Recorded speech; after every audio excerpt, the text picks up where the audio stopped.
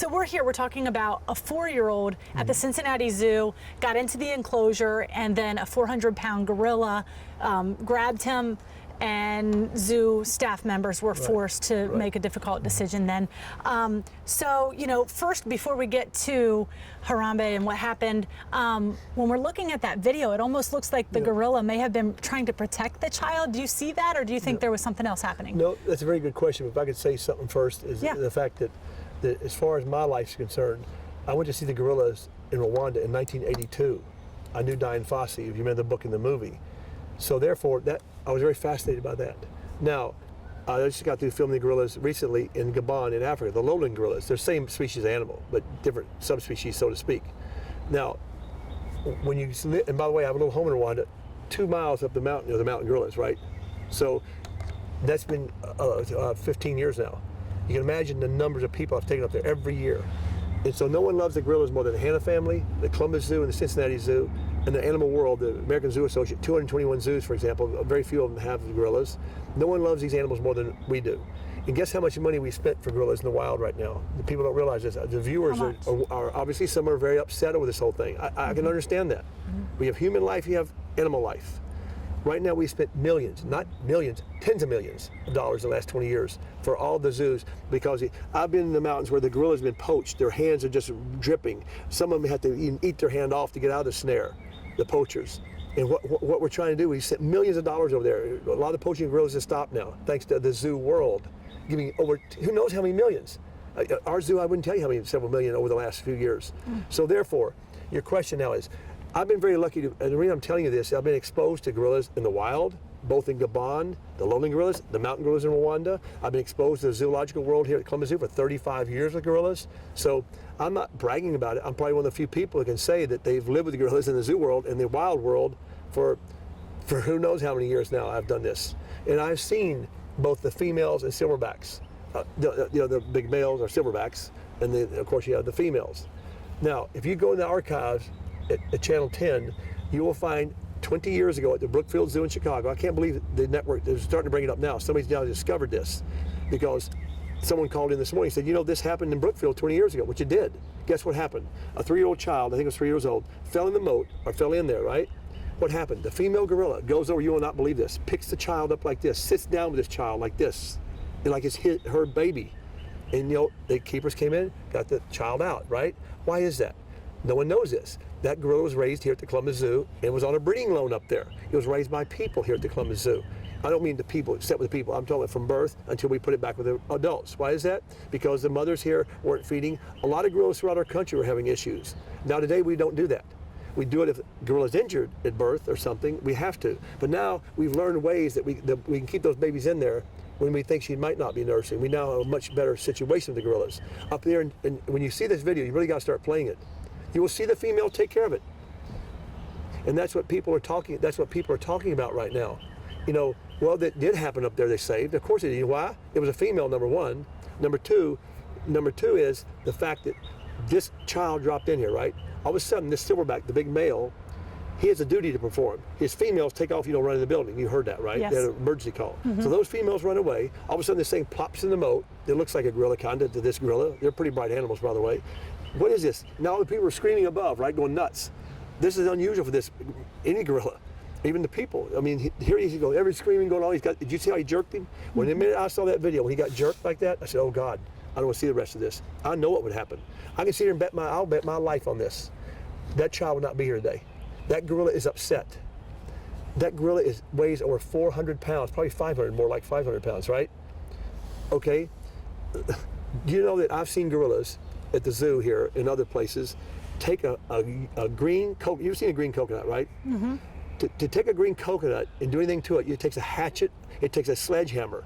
You cannot even open the green coconut. A gorilla can go like, watch this, like that, squish it. I'm telling you, the hands are this big. The power they have is not even measurable. You can't even measure it. So let's say, I'm sure your question is going to be the next one.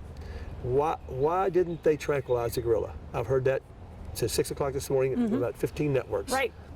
It's simple when you know. Having been worked with the researchers and veterinarians in the wild, I'm on the board of the Mountain Gorilla Veterinary Project, right? So we support the Mountain Gorilla veterinarians. Now, when you go there, let's say the gorilla's hands have been in a snare, which, by the way, this was a while back. Right, and you said that the gorilla actually bit his own hand off. I mean, the gorillas, they sit there and they either rip it off or they're in a snare. Well, what's going to happen? They're going to die of infection or something. So the doctors have to treat them, right? So they tranquilize them, correct? Once you pop a gorilla with a tranquilizer, yes, it's like, it's going to hurt. Just think about you getting a shot that you're getting a shot at the doctor, right? Right. How would you like to be standing there like this, talking to somebody, all of a sudden, bam? What would you do? You'd jump, I think, wouldn't you? Right, right. Maybe you got to hit a nerve too, wouldn't you? Okay, you jump. Well, it takes 5 to 10 minutes for a gorilla to kind of lay down and go to sleep. So what's that male gorilla going to do? All of a sudden, Bowie, he feels this thing hit him, right? He's going to go back and what is that thing? Pulls it out. He's got a child in his hand, correct? You're going to have a disaster within 1 split second. You wouldn't even want to witness it. I've seen these silverbacks. I've seen these big gorillas when they get in arguments in the wild. Like, some younger guy's going to take over his family. You wouldn't even want to witness that. It's beyond power I've ever seen. It's beyond when animals breed sometimes, or animals do in nature, whether it's lions or other, whatever animals there might be an elephant, whatever. When you see this in the wild, it's something else. I mean, it's beyond, I don't want to say frightening, beyond amazing. And that's what's going to happen here with this child. I guarantee you, if you tranquilize that animal in the mood that male gorilla was in, there's no chance. I mean, as you watch the video, he's dragging the child at parts. So it's hard to decide exactly what he was thinking at that point. He's got the child kind of beneath him in that corner. Right. So some were perceiving that as he was trying to protect, but you don't think that's what was happening? Well, all of a sudden, if that gorilla sat there in the corner, that child in the corner, right? And I sat there watching that, and I'm sure, hopefully, I know the Cincinnati Zoo was probably. Obviously they were. And all of a sudden he goes like this. You follow me? That's the dead giveaway there. The party's over. Even though he stopped with the child there again, correct? Well, what was going to happen next? You don't know, and I don't know. Only the gorilla really didn't know either until all of a sudden he's popping the tranquilizer. Everybody, so not everybody. Most people understand why it was done, but there are those few that are going to sit out there and say, well, the child had to go or something. Or why didn't they take the chance? I wouldn't want to be involved in that myself if I was at that zoo, and they made the right decision. We've seen in other instances where they didn't get a chance to do that decision. As you well know, you saw it recently in Florida, right? Guess who was in Florida at that time? Me.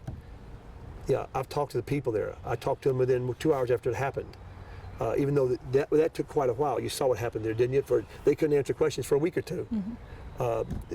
So you don't have the time to mess around when something like this goes on. And let me say one thing. I've tried to say to several people today. Why I would like for you, channel, if you could, or if not, I'm starting it anyway. I'm doing a study of 20 years of the zoo world, and take 20 years of the zoo world with the billions of visitors. We have 221 zoos in our country. Take the billions of visitors, take the millions of employees, take the millions of animals involved in 20 years, the fatalities we have had versus the injuries. I'll guarantee you, when you add all that up, we're right here at the top of safety of anything. Water parks, amusement parks, I don't care what you want to put in there. Race car, who knows? Put us up there. I mean, you don't have to, I will put us up there. So safety is our number one goal here at the Columbus Zoo and all of our zoos in our country. Safety of our public, of our keepers, of our animals, all comes together. And you're not just speaking Columbus Zoo, you're saying all zoos. Yes, 221 zoos in the country, basically, and aquariums. 30 of those, I think, are solar aquariums. All of us have certain requirements we have to have. When I got here in 1978, are you kidding me? I mean, it was a zoo like all zoos throughout the world almost. Safety was important, but I mean, the way things were built then, the way things were, it just was a whole new world. It's like we didn't, whatever, but today, we take hours a week, spend a lot of money up here for protection and safety of our people that visit, our staff, as I said, and our animals. That's our number one goal here at the zoo. And you guys do training exercises here. Yes. Is this inspiring a new round right now? Well, all the zoos, Cincinnati Zoo, they had an emergency team. You saw what happened. They did that emergency call, and those gorillas know to go in. Well, already that tells you something. Why did the male go in? Why? Because all of a sudden, this thing drops in. By the time they called him in, all people are screaming. It's the animal's already. He's nervous. He's what's happening here? My family's running in the door. People are screaming. I've got this thing dropped in here right now. He goes like this. That's a dead giveaway. I mean, Cincinnati Zoo did the absolute right thing. We're just lucky we're sitting here today, and the parents are sitting there with their child. Now, there has been backlash to the parent. Is there any message for that parents in particular or parents in general as they go out to the zoo? That's an excellent question. The way you asked that, finally you've asked the question sensibly right now after all these interviews today. Sensibly, yes. If you have children like I had, and I can't have any more, my children, my grandchildren, the people, when you visit a zoo, we have camps here, by the way, for 3-year-olds up to like 14, 15-year-olds with several hundred at a time here in the zoo. Obviously, we monitor the kids. When you take your children, at least Sue did, we took our children to the shopping centers. Jack, you better watch them right now, okay? You're in charge. I said to like this. And I'm just saying, I'm not a judge on what happened at Cincinnati Zoo. I never will be. I don't know what happened. I can tell you this, that whether it's the Columbus Zoo, a shopping center, a ballpark, I can go on and on for you. The water park, the amusement parks throughout other countries, yes, if your kids are there, old enough, go out there and play in the little Zimbizi Bay where the young people play. Go here in the middle, or you go in where the adults are when they come 15. Well, obviously they're on their own then. That's no brainer. When you get children of that age, you know what they're like. I mean, they're going to expect everything. I'll guarantee your next question is going to be, well, what should we do here at the Cincinnati Zoo now to prevent that from happening? I can tell you right now. What happens at the Indy 500 if somebody crosses a wall? What happens if you go to you're at the train track, the train station, or the subways in New York? You follow, the subways in New York. That's a perfect example, or wherever subway is. I mean, how are you going to do your protection? Where do you take this protection thing to? Put up fences 5 feet, 10 feet tall? I hope the trustees here at our zoo, Tom Stalf and our staff here, they're great. Our designers, we do everything we can to avoid anything like this to happen. I cannot tell you right now there'll never be something happen here. Any zoo that tells you, or any water park, or any amusement park, or even any racetrack, or any football or not baseball state, whatever you see I'm coming from. Anybody tells you nothing will ever happen, that's totally incorrect. We hope that nothing ever happens here, and I'll guarantee you, the safety of visiting the Columbus Zoo or any zoo in our country is safer than anywhere you can go. Anywhere you can go. When an animal's involved, you know what happens with the media. We both know. It is a terrible thing, no doubt about it. But I'm telling you now, the safety of a Columbus Zoo, I'm not saying go to a shopping center. I mean, we're just as safe as anything else here at the Columbus Zoo.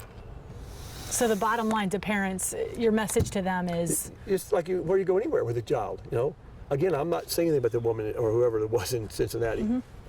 I'm just telling you, when you go places with 3 and 4, 2, 5-year-olds, like I've done many times with grandkids and kids, I'm watching them all over the place. Sometimes I take 2 people to watch some of my kids, 3 people. They're pretty wild, huh? So yeah, toddlers can move quickly. They can, anyone who's had a toddler, they are lightning quick. Right. So your advice is just that people need to keep better tabs. Am I understanding you correctly? Well, I mean, at Pittsburgh Zoo several years ago, someone takes a picture of the child sitting on a rail above the animals.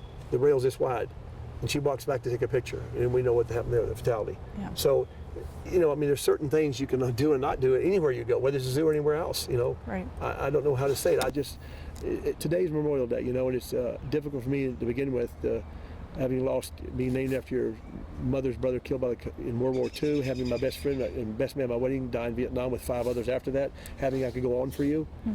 This is a very serious day for the Hanna family. I hope it is for everybody that's watching this today. And when I say this, in the zoo world today, it's the zoo world, not just Cincinnati, all of us. You can see our keepers here. Ask them what they feel like. Everybody here has lost something in the zoo world. All of us have. These people don't work here, they don't work here to be some, their pay here is fair, no doubt about it, but they love what they do here. These animals are their family. People don't understand something. These keepers come in here, and everybody here, they come in here 24/7. They're not paid for all the hours. They come in here because my gorilla stick or my giraffe or something. They're here like they're their children. And with that passion, I'm sure that they are taking this whole situation as hard or harder than many people out there. So did you have to start the day here with a meeting? Did you rally the I'm sure that, zoo staff? I already know that some people have talked to them, yes. Yeah. I've been doing the interviews all the last 24 hours. But if this continues here the next 2 days, I'm going to definitely meet with those folks that work with the animals, because they're hurting as much as anybody. I can tell you that right now. That people, I don't know what happened down there, who did it, or who had to make that decision, who had to do the final thing. My heart goes out to that guy, trust me, or girl, or whatever it was. I just can't imagine what they're living with today. And but something, I've had to call some parents of several things that happen in zoos, both when both sides happen.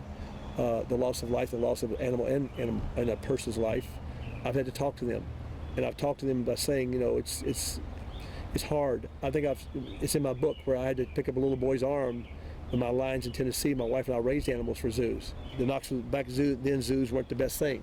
Today they're incredible. But I had to go. A child went across a fence or two. I wasn't there at my dad's farm next door. The child put the hand in his arm in to pet the gorilla. He's about, I think it was about 4 or 5 years old, because my daughter had 2 daughters, 3. So I had to, you know, obviously we go to look at my animals. You look here and you have another fence. Right. Somehow, the child got over there, went to pet the lion. The lion took the arm here, didn't even put a hole in it, and jerked it off the shoulder. I had to go pick up that little arm and bring it out of that cage and give it that. You don't think I'll live with that the rest of my life? But the boy lived. Do you see where I'm coming from? Right. You know, okay, then my fence wasn't high enough. I had to live with, I lost everything. My wife and I took off in 6 months and went to Florida without even a job. I got a job as a person working at a four employee zoo, a little old teeny zoo in Sanford, Florida.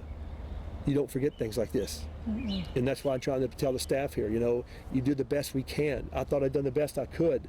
You know, seeing a little boy lose his arm, oh my God, you know, that's me, that's my fault. But what more was I supposed to do? I had my own little girls there for several years watching, you know, my animals. Well, somebody did something. I'm not going to say who. I don't know. Right. It's not my business. Yeah. Well, thank you so much, Jack. Is there anything that we haven't talked about? One last thing that you need to get out there? I just think one last thing, everyone, is to realize this, that the decision was the right decision made. There was no other decision to make. You have human life, you have animal life. No one loves humans and animals more than the Hanna family or the zoo world. And they made the right decision. You know what? I call this a no-win situation for Cincinnati Zoo. That's how I describe it. Yep.